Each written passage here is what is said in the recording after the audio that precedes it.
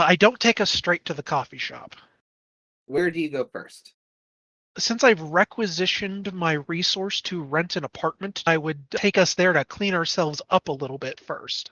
Everybody who needs to use the can, finish vomiting, that sort of stuff. Yeah, I'd say motel and spending money. Secure motel. Fair enough. Does anyone know where you live, Betsy? I live in my car. Oh, does anyone know where this hotel is? Only my superior officers. Alrighty, then I would like to ask WTD to make sure nobody's tracking the car and activate my cloaking. Will do, boss.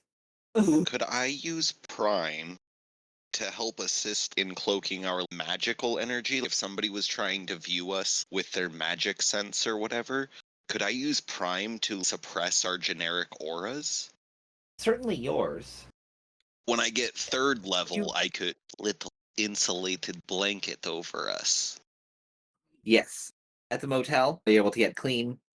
It's stocked with the basics: milk, peanut butter, bread, jelly. I'll make peanut butter and jellies for everybody. John's got a bit of a dad hot. Aw. Are there some toothbrushes and toothpaste? Because after eating, Ollie's going to need to brush teeth because that was a lot of vomit. A little baggie in the motel room bathroom with a toiletry bag in it. It's got the little mini toothpaste and 3 of the bulk toothbrushes. Whoever put this room together for us, I hope that tonight they get their dick sucked or pussy ate from behind. They deserve it. Ollie will say before washing his ass. Betsy did fill out the requisition forms for every item in this motel room, including the 3 toothbrushes. Actual angel, I thought we might need it. you are the most brilliant person. You're the one who managed to open that portal. What did you do? Oh, I grabbed it and I dug my fingers into the goo and then I yanked really hard while I prayed to gods known and unknown to let. I didn't think it would work, but one of the voices told me to try. Granted, another one of them told you to stop right before you were rescued. Maybe they're not all knowing, but still, they let you out. I guess that's what really counts. Radiation is fucking weird, y'all. Yeah, do you need iodine? I hadn't thought about radiation exposure when I was setting this place up. Is my bag still in your car? I assume so. Oh, then yeah, we're fine. I'll just get my bag. I should probably do something and start drinking regular water again. I should get 2 water bottles. Nah, it's for science. It'll be fine. It'll be fine, y'all. It's like that song that's a hit on the radio these days because it is the late 90s. I got that magic in me. Hair hasn't started falling out yet. The symptoms of long-term radiation poisoning. You got some acute radiation poisoning the other day. Well, you're probably fine. When it gets bad, you'll treat it then. Yeah, and I'm pretty sure that with my alchemy that I'm able to nullify it. I am 90% sure these formulas are sound, that I am practically a damn reincarnation of Nicholas Flamel. I am on this shit. I am on the tail of the fucking sorcerer's stone. If I could be given 3 weeks in a lab and about 40 gallons of goat blood and very little questions, I could solve problems. John, did you bring any of that WD-40? Oh, absolutely. Okay. You're able to, with some effort, get the jeans that have been super glued to his crotch off. The area that was surrounding the junk was removed before, but you still need to get the edges off. And Yeah, John is very intimate with Ollie, and it is very confusing. This is a young man. John doesn't know what to do. Quite handsome. John is Mention. not. That's okay. They have a special bond. It's like father and son, but also, no, it is exactly like father and son. This is like changing a diaper But when your kid grows up to be a mage and you're not their father and you met them 4 days ago, it's literally the same thing. Yeah, that's exactly where I was going with that. Yeah.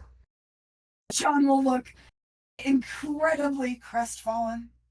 You're a sweet guy, John. I am taken at the current. Oh, Don't no, get me I wrong, wouldn't. I'm an incorrigible flirt, but I wouldn't try fucking around with that. Believe you me. yeah, no, me neither. I was not previously into monogamy, and I don't know if I'm currently in a monogamous relationship, but until further notice, I am definitely going to act as though I am. Having had my dick cut off once did not make it less terrifying. Polyamory is in no way stigmatized within the technocratic ranks of our enlightened Bless. society.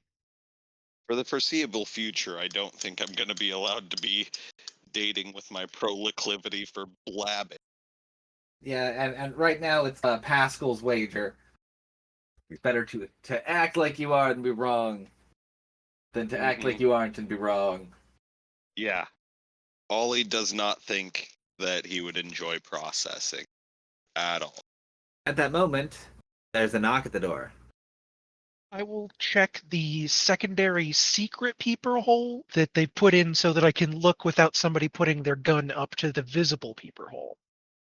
John is going to hit the deck and disappear. 2 agents. You recognize them as your backup. Ah, fantastic. I open the door for them. Gentlemen, Agent Gray sent us for the package.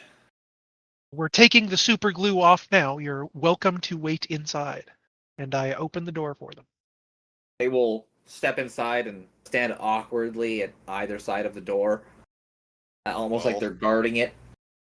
It's going to be less awkward than when their eyes fall on the fact that there's an elderly man with his hands down the pants of a 24-year-old college student.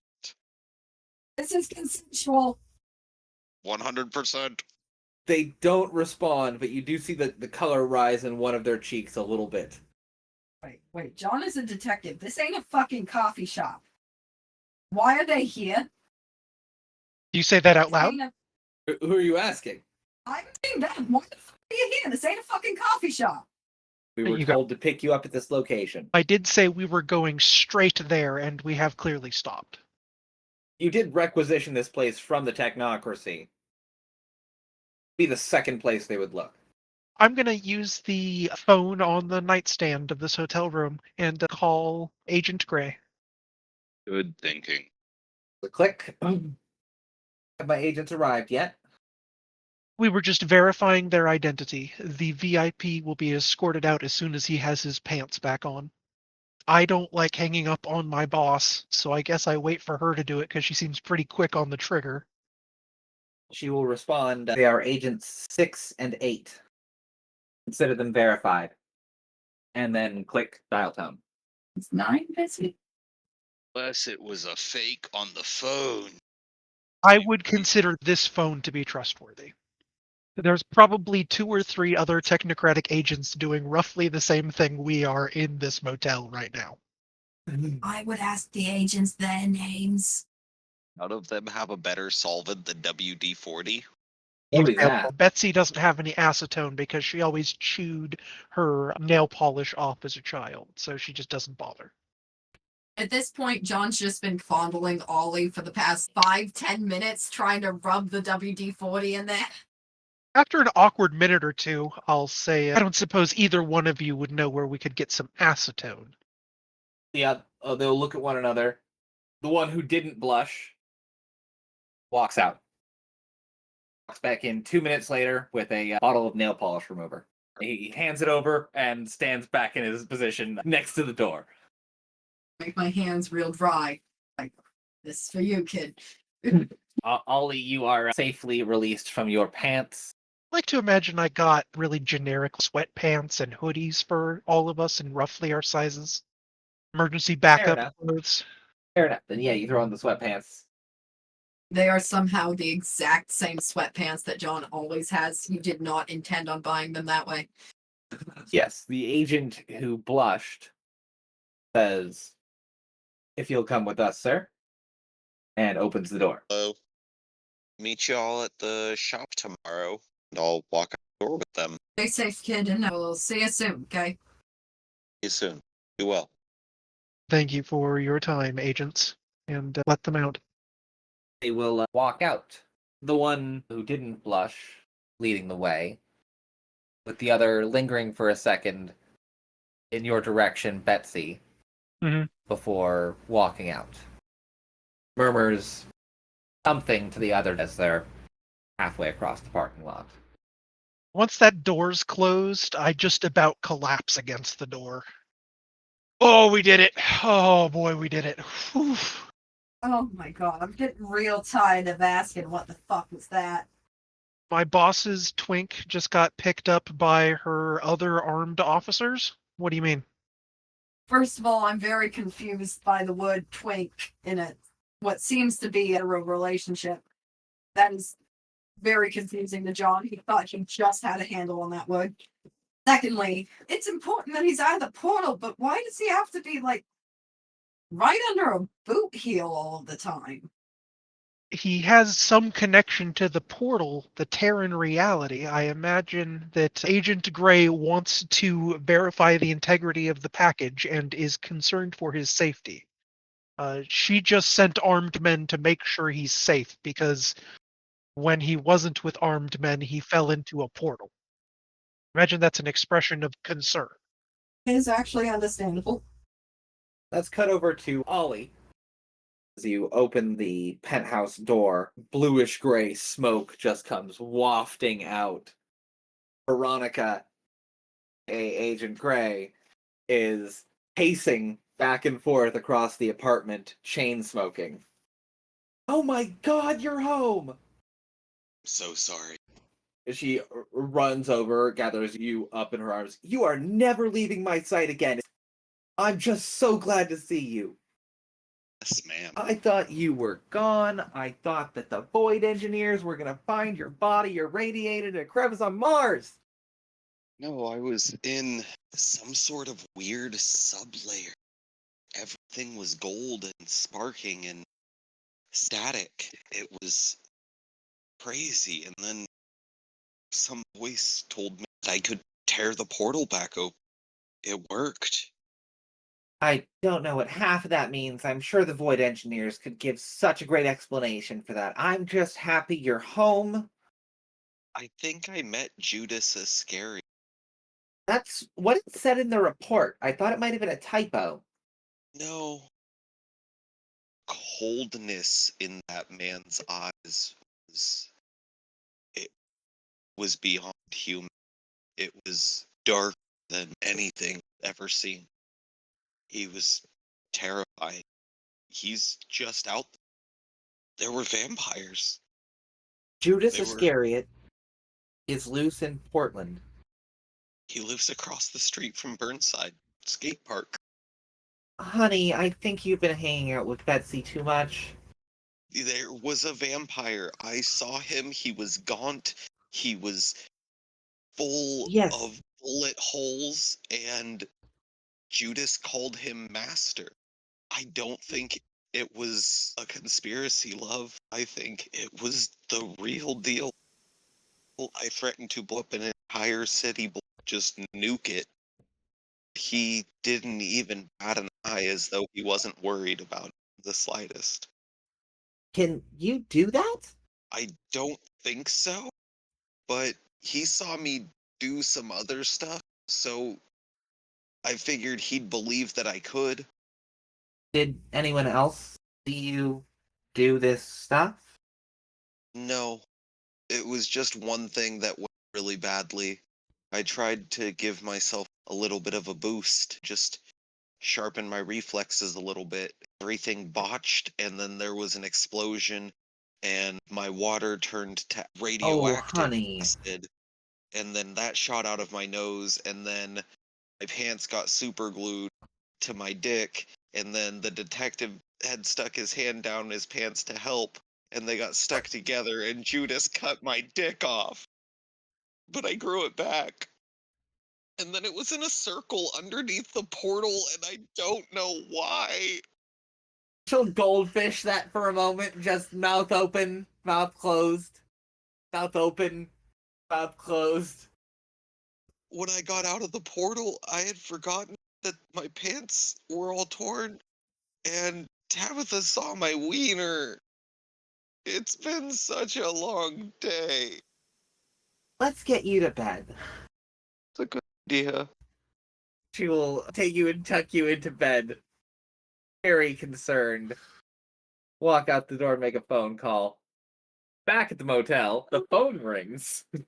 I answer the phone. Agent Caldwell, Yes. did you provide any hallucinogenic substances to my VIP?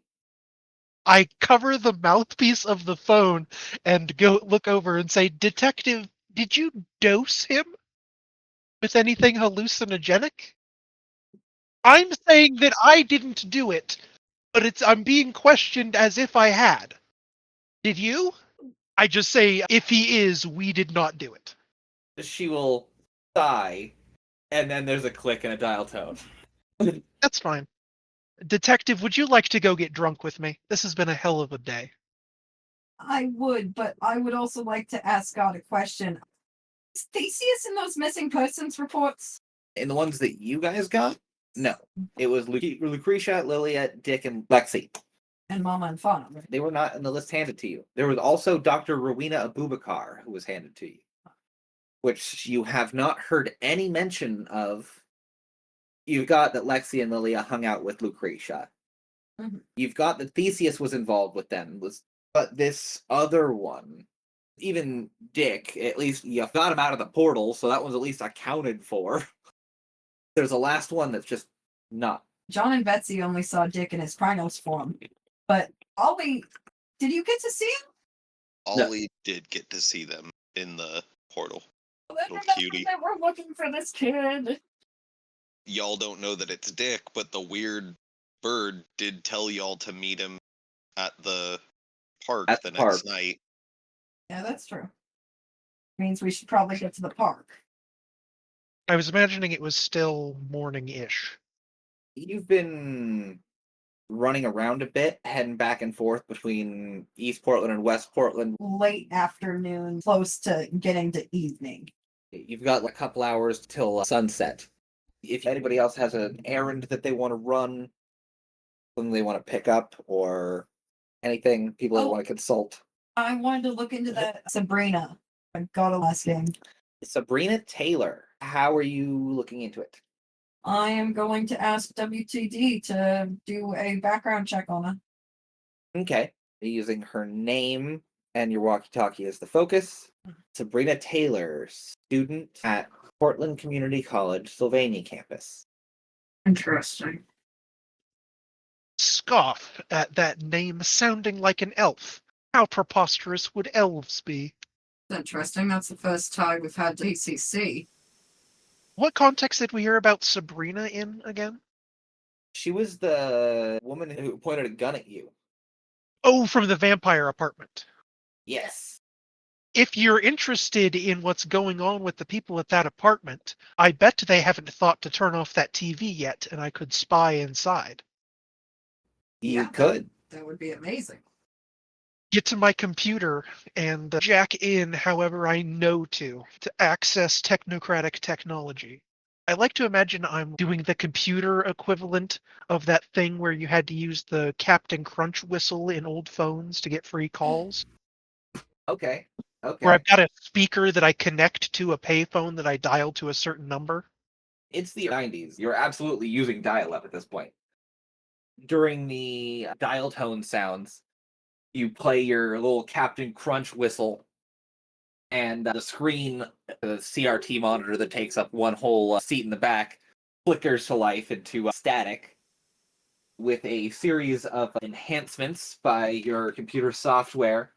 The static sort of fades away into the background, and you can see a couch in a dimly lit apartment.